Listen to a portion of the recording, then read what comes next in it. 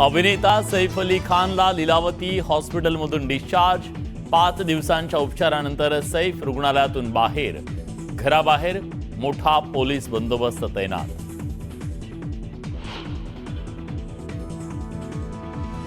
सैफच्या हल्ल्यावेळी घरात होते 4 पुरुष नोकर।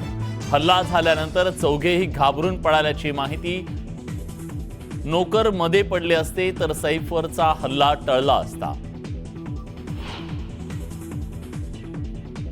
विष्णू चाटेच्या बीडच्या कार्यालयातील सीसीटीव्ही फुटेज समोर।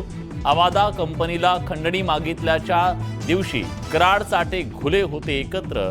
बीड प्रकरणातला सर्वात मोठा पुरावा हाती।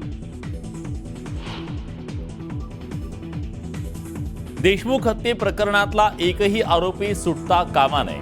जरांगेंची मुख्यमंत्र्यांकडे मागणी, तर सीसीटीव्हीत सगळे आरोपी एकत्र असल्याचं स्पष्ट। धस यांचं वक्तव्य।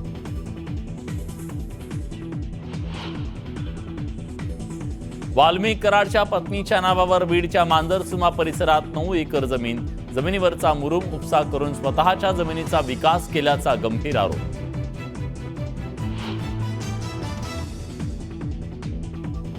प्रत्येक योजनेत 2-4% भ्रष्टाचार होतोच। कृषी मंत्री कोकाटेंचा अजब दावा। पीक विम्याच्या मुद्द्यावरून कोकाटेंचं खळबळजनक विधान। उद्धव ठाकरेंच्या पीएचं व्हॉट्सअप अकाउंट हॅक। अनेक अधिकारी आणि राजकारण्यांकडे पैशांची मागणी। पोलिसांकडून तपास सुरू।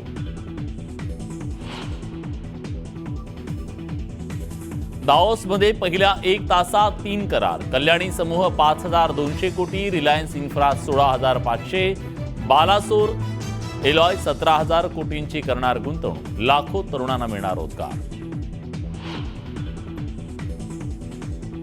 बुलेटवर उभं राहून तरुणांची स्टंटबाजी। छत्रपती संभाजीनगर मधला प्रकार। सोशल मीडियावर व्हिडिओ व्हायरल।